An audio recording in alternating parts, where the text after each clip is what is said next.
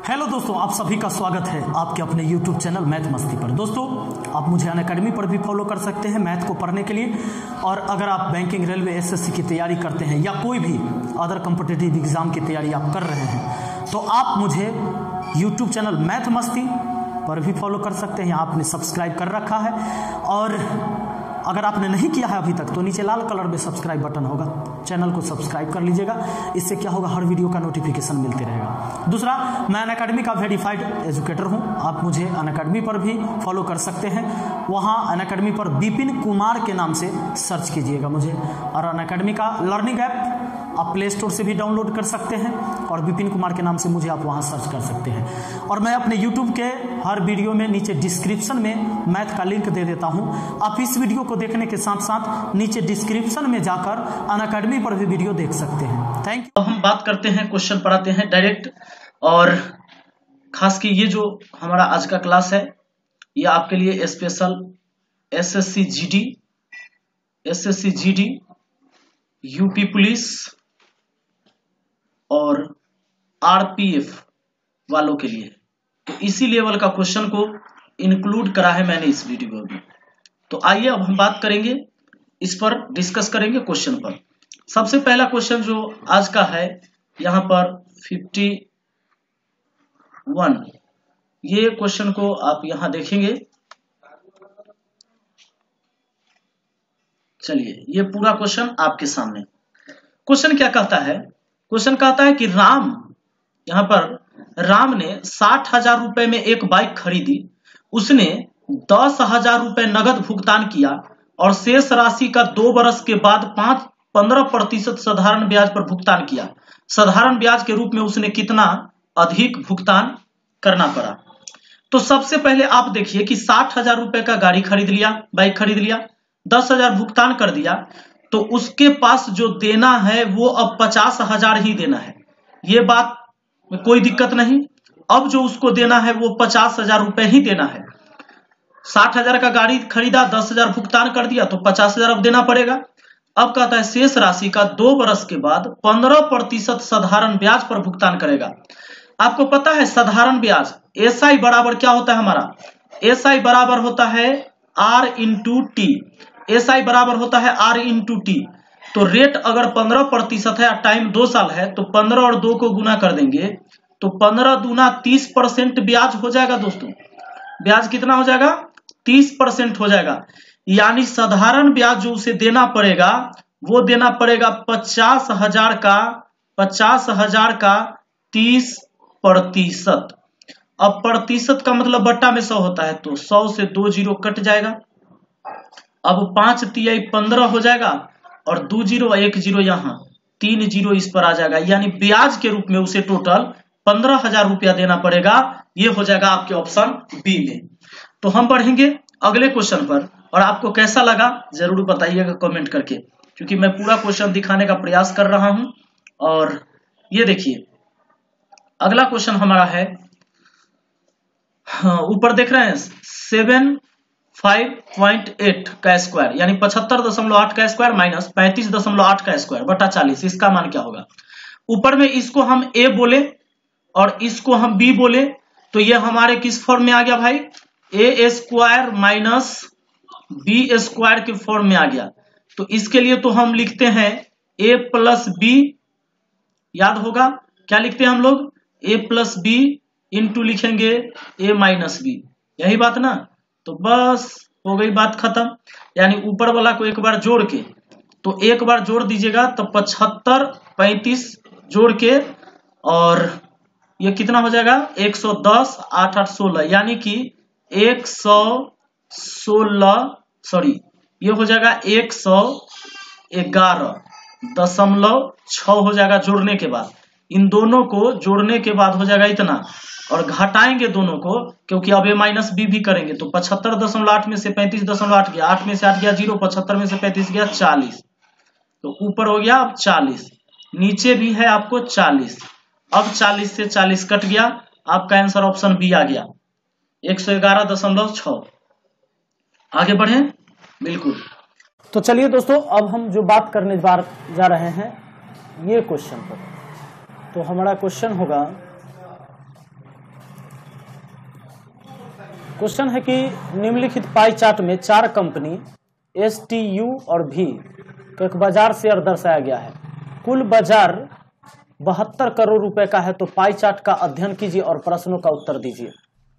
तो जो होता है दोस्तों, पूरे केंद्र पर 360 डिग्री का कोण बनाता है, यानी पूरा होता है 360 डिग्री का ये कोण नहीं, यानी हम कह सकते हैं पूरा बाजार जो है इस वृत्त के अंदर 360 डिग्री का है, जबकि इसमें 72 करोड़ का चर्चा हुआ है पूरे बाजार का। तो 72 करोड़, तो 72 करोड़ का ही वैल्यू वो 360 डिग्री हुआ। तो अब देखिए 360 डिग्री का वैल्यू 72 करोड़, तो 1 डिग्री का वैल्यू कितना, तो 1 डिग्री का वैल्यू हो गया आपका 72 बटा 360। अब आप काटते हैं तो ऊपर से 72 पचे कट जाएगा ना, 5 दूना 10 और 7 पचे 35 1 36, यानी कि 1/5 करोड़। तो हमारा 1/5 करोड़ जो हो गया ये क्या हो गया, 1/5 करोड़ आपका निकल गया 1 डिग्री का मान। सवाल इसी पर पूछा जाए और हम लोग बस 1 डिग्री का वैल्यू निकालिए, अब किसी का भी मान निकाल सकते हैं। अब देखिए सवाल कहता है अधिकतम बाजार शेयर वाली कंपनी कौन सी है। तो यहाँ तो देखने से आपको पता चल जाता है अधिकतम शेयर वाली बाजार कंपनी कौन सी है। तो यहाँ भी है 120 डिग्री, ये 100 डिग्री, ये 60, ये 80, तो भी है सबसे ज्यादा वाला। तो भी का वैल्यू भी हो गया सबसे ज्यादा, यानी ऑप्शन हमारा इसका आंसर ऑप्शन बी हो गया। आगे बढ़ेंगे हम दूसरे सवाल पर, और दूसरा सवाल हमें क्या कहता है जरा देखिए। दूसरा सवाल का कहना यह है कि कंपनी भी और यू बाजार शेयर में कितना अंतर है। कंपनी भी और यू के बाजार शेयर में कितना का अंतर है। दोस्तों हमें पता है कि 1 डिग्री का वैल्यू 1/5 करोड़ है इस सवाल में। तो भी और यू में अंतर हम ऊपर में देख लेंगे। यहाँ देखेंगे भी और यू में भी है 120 करोड़ और यू है भी है 120 डिग्री, तो यू है 100 डिग्री। तो अंतर कितने का हुआ, अंतर हुआ 20 डिग्री का, अंतर हुआ ना 20 डिग्री का। तो इस सवाल का जो हम जवाब करेंगे इसमें अंतर 20 डिग्री का, अंतर 20 डिग्री का है। और आप जानते हैं 1 डिग्री का वैल्यू है 1/5 करोड़, तो 20 डिग्री का वैल्यू कितना होगा, 1/5 से गुना कर देंगे, 5 चौका 20, 4 करोड़। तो 4 करोड़ हमारा ऑप्शन ये डी नहीं, ऑप्शन बी आंसर हो जाएगा। ठीक है, 4 करोड़। तो चलिए अब हम बढ़ेंगे अगले क्वेश्चन पर। चूंकि जब हमें 1 डिग्री का वैल्यू 1/5 करोड़ है, तो भी और यू में 20 डिग्री का वैल्यू अंतर था, तो 20 डिग्री का वैल्यू कितना, 1/5 से 20 में गुना 4 करोड़ इसका हो गया। हम देखते हैं अब अगले सवाल को। देखिए बहुत शानदार जानदार जबरदस्त क्वेश्चन। क्वेश्चन आपके सामने कहता है कि रितु 20 रुपया प्रति दर्जन के दर से 2.5 दर्जन अंडे, उसने देखा कि उनमें से 6 अंडे सड़े हुए हैं, उसने शेष अंडे 22 रुपया प्रति दर्जन के दर से बेच दिए, उसे कितने प्रतिशत लाभ हुआ। अच्छा 2.5 दर्जन को हम 5/2 कह सकते हैं ना, 5/2 दर्जन, खरीदा है 20 रुपये प्रति दर्जन, तो 2.5 दर्जन का दाम कितना हुआ, 20 से गुना कर दीजिए। 1 दर्जन का दाम 20 रुपया, तो 5/2 दर्जन का दाम कितना, 2 से 20 को काटे हम 10 बार में, यानी जब 10 बार में काट दिए तो 10 पचे 50 रुपया हो गया। तो 10 पचे 50 रुपया उसका क्या हो गया, सीपी हो गया, यानी कि 50 रुपया में खरीदा गया है सभी अंडा, यानी 2.5 दर्जन अंडा। अब एक बात और कह रहा है कि 6 अंडे सड़ गए, 6 अंडे का मतलब आधा दर्जन सड़ गया, क्योंकि 1 दर्जन में 12 अंडा होता है, तो 6 दर्जन सड़ जाता है, इसका मतलब 6 अंडे सड़ जाता है, यानी आधा दर्जन सड़ जाता है। तो उस बच कितना जाएगा, 2 दर्जन। अब 2 दर्जन अंडा को वह बेचता है शेष अंडे को 22 रुपया प्रति दर्जन के दर से, तो 22 दूना 44 रुपया ही उसका कमाई हुआ, नहीं, यानी बेच पाएगा 44 रुपया में, खरीदा था 50 में। तो कोई सामान आप खरीदेंगे 50 में, आप बेचेंगे 44 में, हानि ना हो जाएगा, हानि हो जाएगा 6 रुपया का।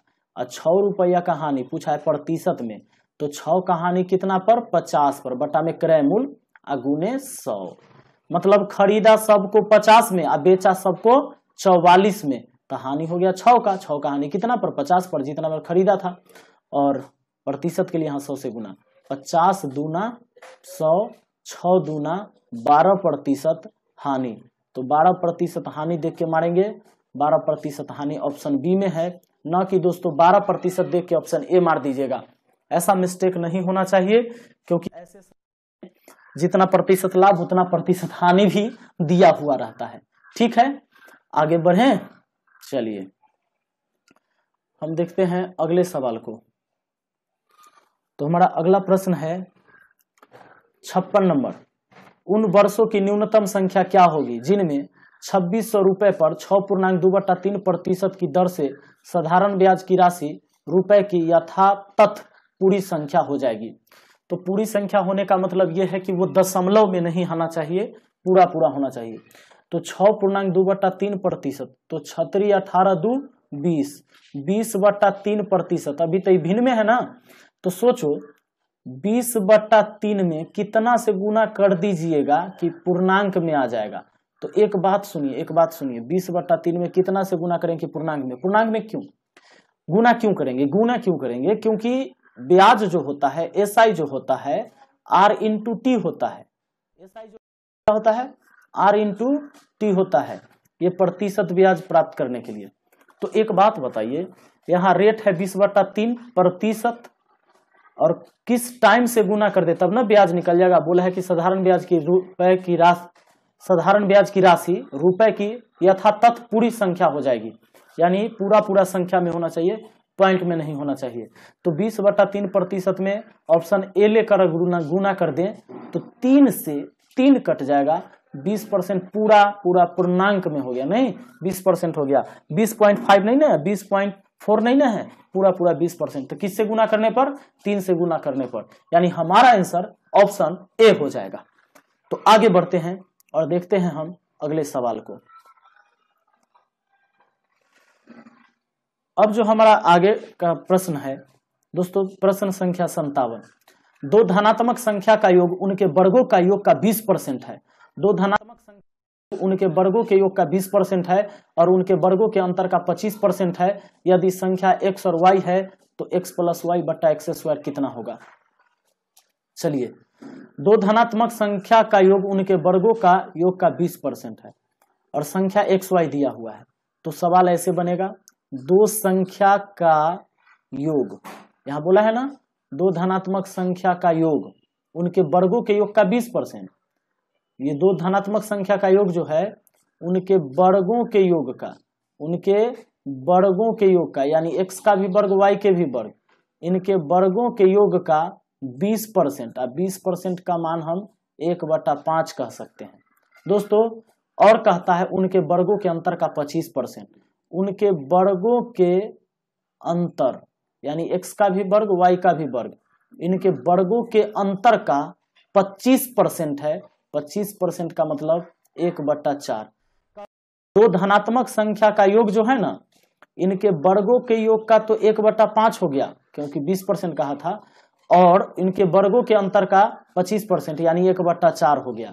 यानी ये सारे वैल्यू आपस में बराबर है। कहता है कि दो धनात्मक संख्या का योग उनके वर्गों के योग का 1/5 और उनके वर्गों के अंतर का 1/4 है। दोस्तों, जब 2 या 2 से अधिक वैल्यू आपस में बराबर हो जाए तो आप इसके बराबर के मान लेते हो, के मान लेना चाहिए। अब के क्यों मानते हैं? देखिए, यहाँ x + y बराबर के है, x + y बराबर इतना है और इतना बराबर भी के है, मतलब इस वैल्यू के बराबर, इस वैल्यू के बराबर, इस वैल्यू के बराबर, सब वैल्यू के बराबर आप के कह सकते हो। तो अब यहां समझो x + y बराबर हम कह सकते हैं कि, पहला बात तो ये। दूसरा बात, हम इतना बराबर भी के कहेंगे तो 5 गुना में उधर जाएगा, 5 भाग में उधर गया तो गुना में, यानी कि हम कहते हैं x² + y² बराबर, ये 5 भाग में उधर के में जाके गुना हो गया तो हम 5k भी कह सकते हैं।